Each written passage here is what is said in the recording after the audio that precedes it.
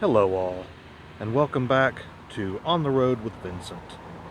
Now we are once again in Radford, Virginia today, a place where I spent 2.5 miserable years of my life. And behind me you might be able to see this 13-story high-rise that is Muse Hall, where I spent my first year up here, living in the bottom floor of that treacherous tower there. But we're not going to hang around town today, but our journey does start here, so come with me.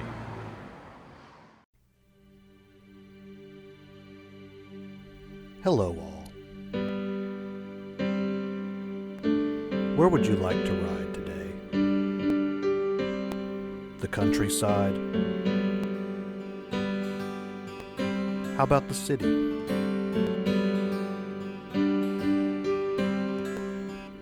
Maybe a mountain forest? Or a sandy beach?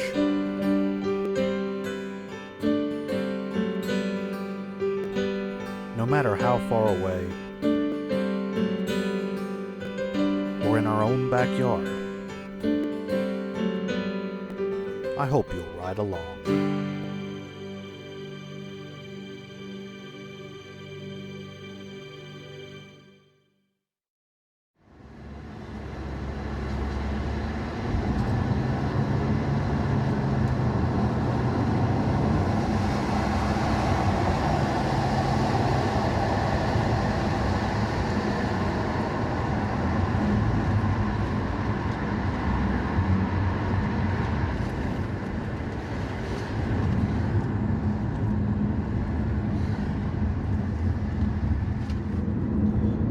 So we've just left out of Radford, Virginia, headed south on US 11 towards Dublin, Virginia. Now, if I would have to make a list of the top 3 trips that have greatly influenced my life and my love of exploration, number 1 would naturally be my trip to the Hayesville area, which we covered earlier this year. And of course, I would have to also include my first solo overnight trip to the Linville Falls area of North Carolina, which we just recently retraced. And naturally, I would like to include my trip to Vermont, but that was on a bus. I was not driving, so I guess the number 3 place for me would actually have to be my very first trip on my own. Now, it only took place in the course of one evening back in October of 2010. I had been going to Radford for just about a month, still into my first semester there. And things weren't going so hot, so I just got this weird random itch one night to just set off. Now, I hadn't really been anywhere else in my time at Radford, except for a couple trips to Christiansburg and Blacksburg, which are both in the New River Valley anyways, so, not too far from Radford. But one evening, I just got this strange desire to see what else I could find. Now, I had been to West Virginia before, but never alone. I had really not driven anywhere far off alone. And while it's only about an hour away from Radford, I thought, that would be the perfect opportunity for me to explore something new. Not going too far away in case anything happened, but just far enough away to feel like I was really doing something. So one Monday afternoon, after class, I headed for my car and ran into a couple of friends of mine and thought I'd offer one of them to go along. But it was the words of a friend of mine I'll never forget when he told me, as I've mentioned many times on this channel, I asked him if he wanted to go along, and he said, "No, I think this is something you need to do alone." And as I'm walking away, he told me, "Get lost." Knowing he meant it in a joke, but also knowing the deeper meaning behind it. So that is exactly what I did. I set off here on US 11 towards Dublin to make my way to West Virginia to explore something completely new to me. So that's what we're going to retrace today.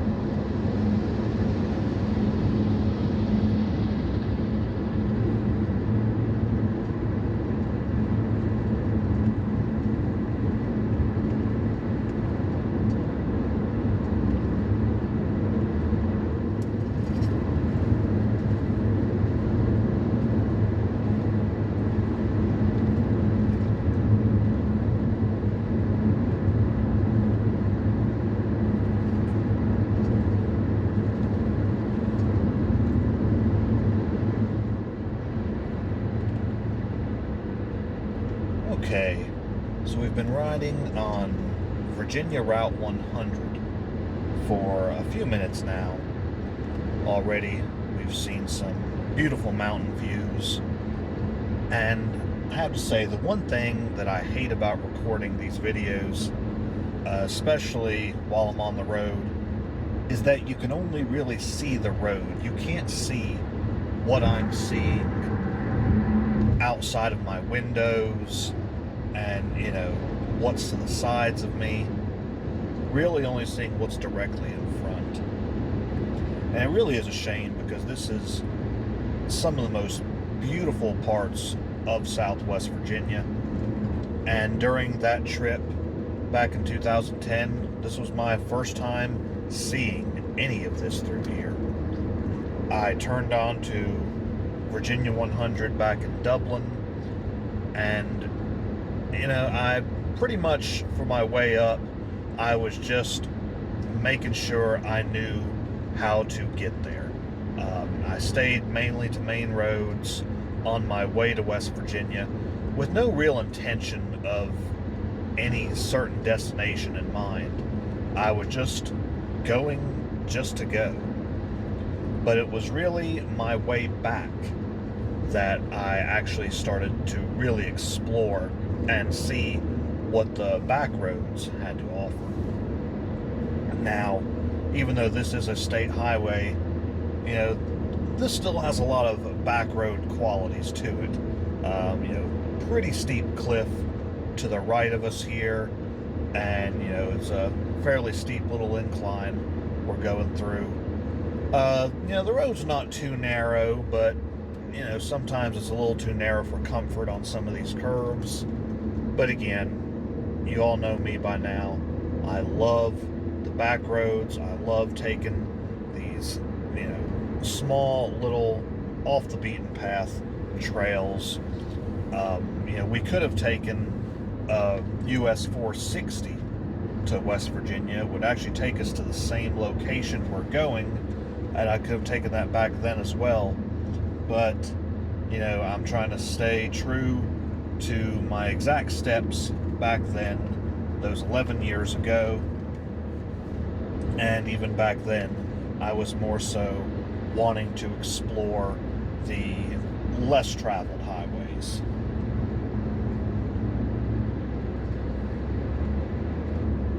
But we're going to keep on riding, and we'll be at our first stop, still in the state of Virginia, in just a few minutes.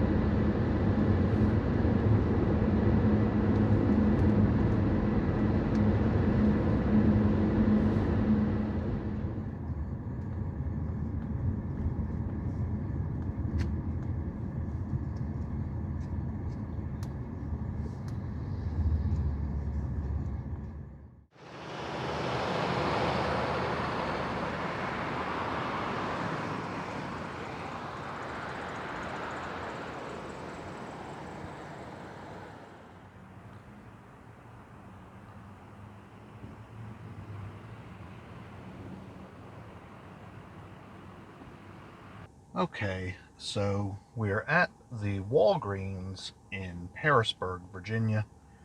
Now, don't quote me on this. I want to say that this was a Rite Aid back then, but not really a lot of Rite Aids left, if there are any anymore. I think Walgreens bought out a lot of them. But this exact location, quite possibly even the exact same parking space we're in now, could have had a very negative impact on my love for exploration. So on that day back in 2010, I stopped here and I walked into the store for a second. I don't remember what for. And I walked up the street to get some shots of I'm assuming the courthouse building over here, the mountain that's right behind us over here. As I was really big into photography then, as well as I still am now, and I'd brought along my 35mm with me, so I was getting shots of anything that stood out to me. The movie theater up here, the courthouse, the mountains, anything that just caught my eye. Well, on my way back, I realized I didn't have my keys in my pocket anymore.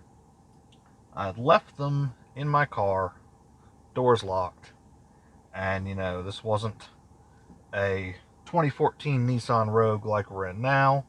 This was a 1989 Ford Taurus, and there was no function that the doors won't lock if the keys are inside, and naturally no key fob at all.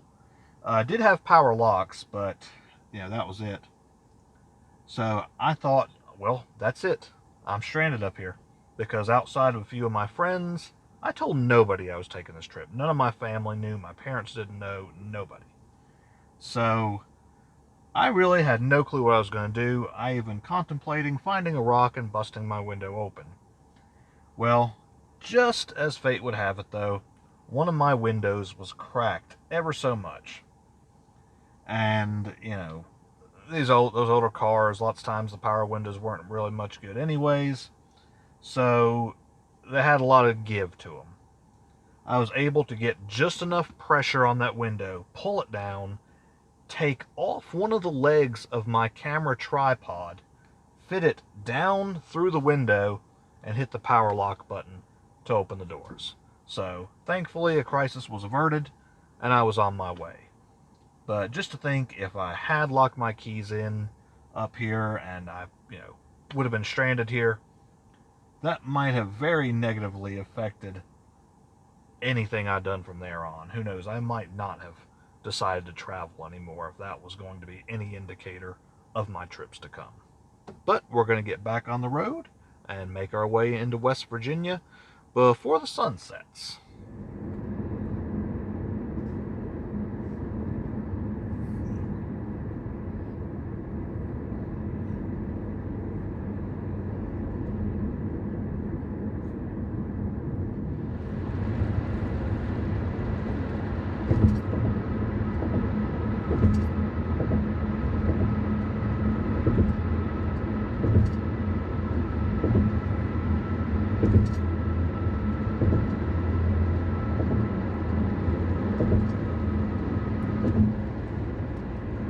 and we've just now crossed the New River into Narrows, Virginia. The Celanese plant on my left here that also almost had a very significant impact on my traveling, but I will speak more on that later.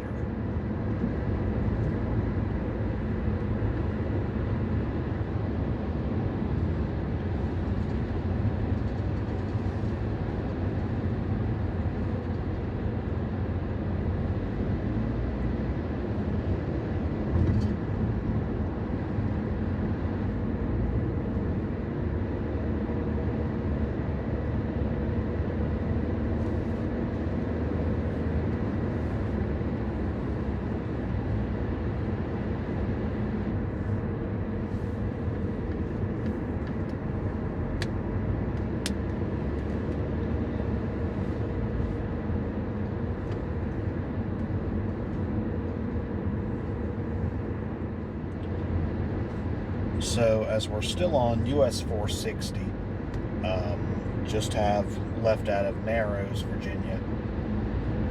Just a few more miles till we hit West Virginia. Now this seems a little different to me.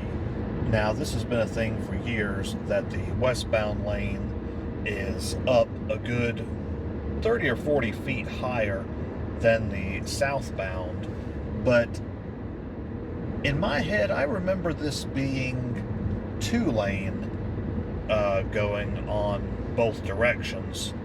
And here, as you see, it's just a single lane in each direction. But I don't know. I have driven out through here since that day in 2010, but, you know, it's very seldom that I do come this way. Still a very interesting stretch of road, nonetheless.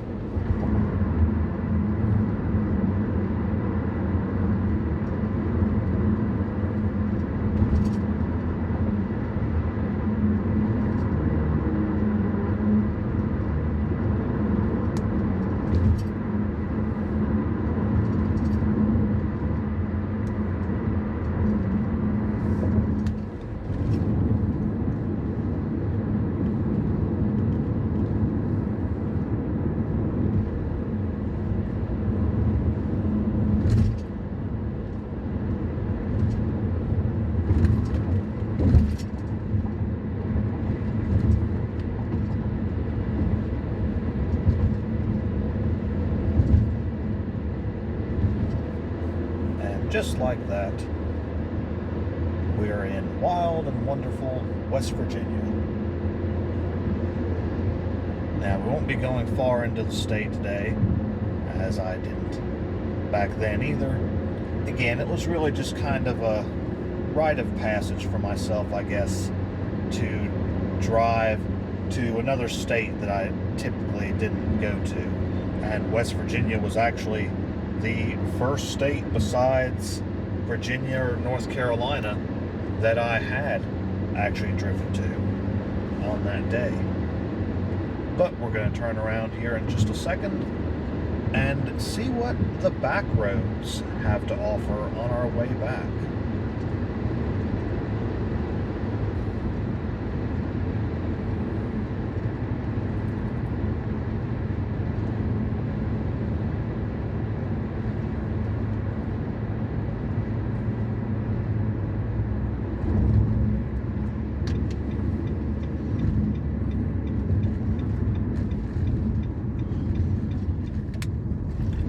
So as we're making our way back, I simply made one turn off of US 460. First right back into the state of Virginia, and already I was met with some pretty interesting sights. Now, this is the old Glenlyn AEP power plant. I don't even know if this thing is still in operation anymore. It was a coal-fired power plant, and I know a lot of them, they've kind of decommissioned over the years. It might still be going. Like I said, don't quote me on any of that, but by the looks of it, I don't see much going on here.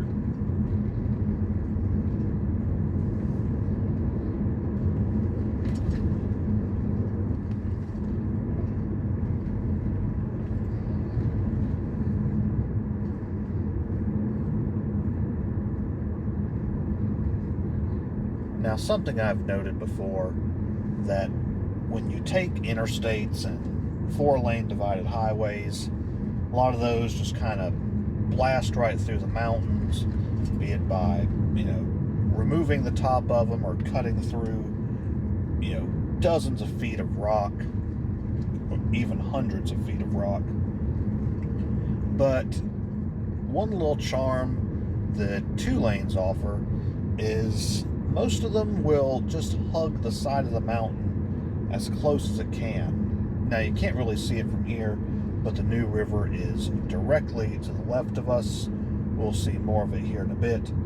And here on my right is a pretty steep mountainside, but you'll just run into a lot of unexpected little charms when you're taking these very seldom used back roads.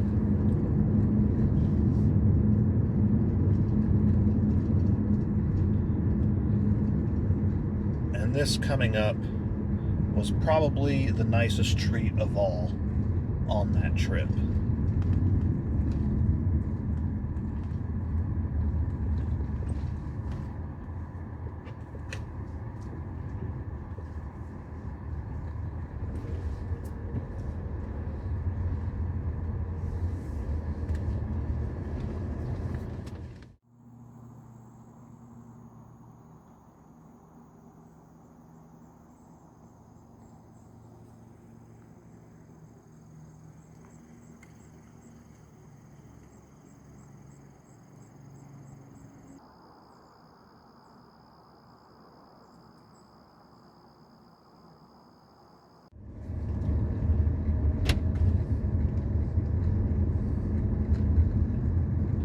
So, something I may or may not have mentioned on the channel before.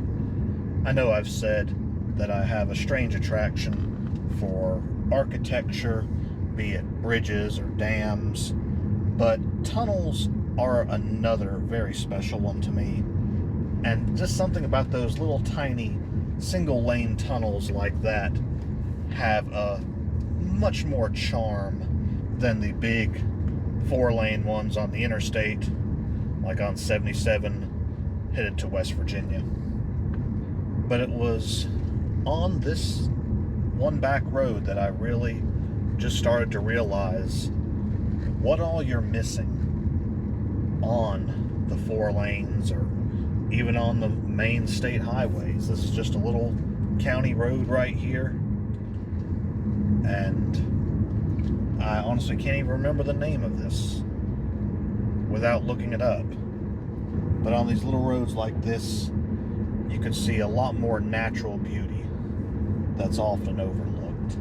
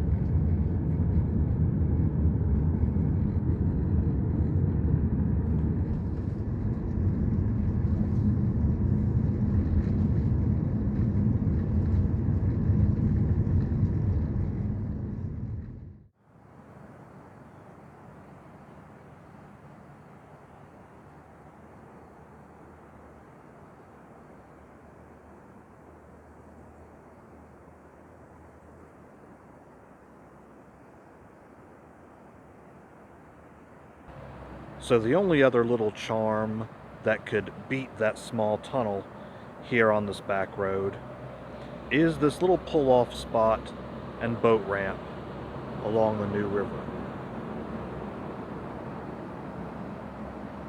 Now this behind me is actually US 460 where we were earlier.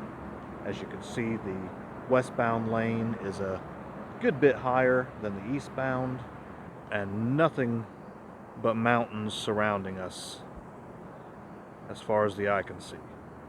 Now, I'm actually taking this trip a couple weeks later than I did back in 2010, but what's funny is back then the leaves had actually already peaked because it got cool pretty early that year, and this year they're just barely getting started.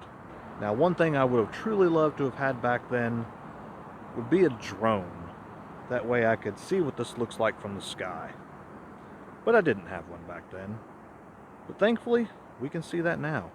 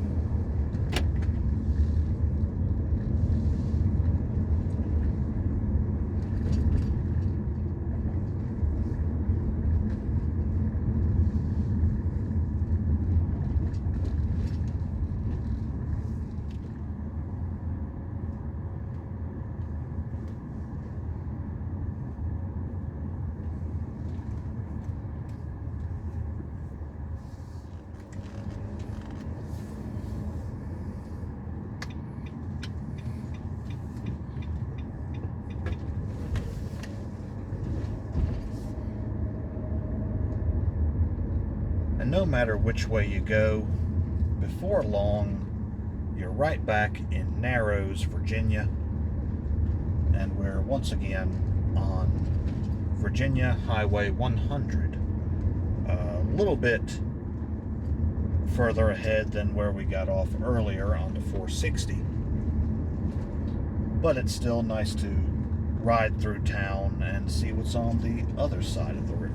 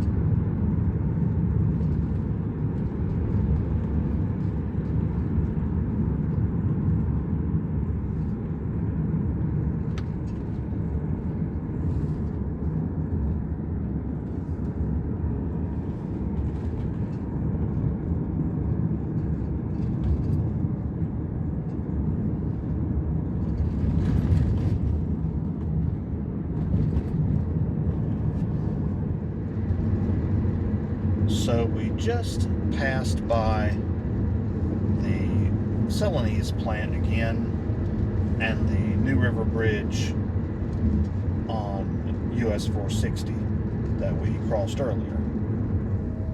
Now, I did mention earlier that I had an interesting story to share about the Celanese plant that also could have affected my desire to travel. So, right along that hillside there where you can see the plant and the bridge, naturally that caught my eye, being my first time riding through the area. So I thought there'd be no better place to pull out my camera and get a quick shot of it. So I drove down the hill just slightly. I walked back up the hill with my camera and tripod in hand, and a few cars passing me by along the way. Well, one of them just so happened to be a county sheriff's car. I didn't really think much of it. I watched him go down the hill I just came, but I never saw him come back around the corner. So panic instantly set in. I run down the hill and see him parked behind my car, blue lights flashing. Now, I'll admit that the following events were not quite my brightest moments, but I approached him and apologized and asked if I was on private property. He said no, but wanted to know what I was doing taking pictures of the plant. Well, I decided to play dumb and said that I wasn't, but I was taking pictures of the bridge, which wasn't a lie. I was trying to get a picture of the bridge, but, you know, the plant all lit up as the sun's going down was what really caught my eye. And from then, he proceeded to question me, thinking that I was a possible domestic terrorist for taking pictures of the plant. And after, you know, some kind of mouthy remarks from the both of us, again, I was young, this wasn't my shining moment. You know, I have the utmost respect for police, but I don't know, this one was kind of rubbing me the wrong way. So he was getting mouthy with me, I got mouthy with him. But at least, you know, it all turned out okay. He found out I wasn't a terrorist, go figure, and let me go on my way. But once again, another event could have wound me up in jail for the night, and that really might have soured my desire to travel and explore. But of course, we are once again on Virginia Highway 100, headed southward, back towards Dublin. There was really nothing else that happened on that trip 11 years ago. Pretty much everything else that we've seen already today. So I'm going to go ahead and wind this up.